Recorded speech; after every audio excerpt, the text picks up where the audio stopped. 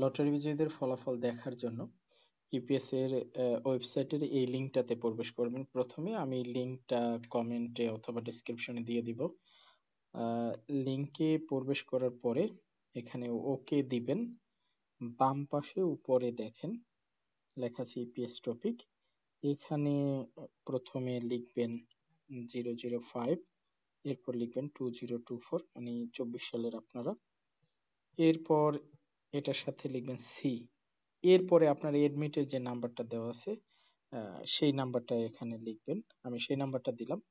এরপরে যদি আপনি ভিউতে ক্লিক করেন তাহলে আপনার এখানে এই যে রেজাল্টটা চলে আসছে দেখেন। প্রথমটা হচ্ছে লিসেনিং নাম্বার, এই যে 37.5, এটা লিসেনিং। তারপরে 37.5 এইটা হচ্ছে রিডিং।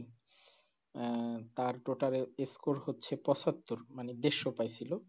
এবং লাস্টে যে 75 আছে এইটা হচ্ছে পাশের স্কোর বা কাটমার্ক, নিচেও 150 থেকে। আর এখানে তার নামটা আছে, নাম হচ্ছে শিকদার ইমন। এইভাবে রেজাল্ট চেক করতে পারেন।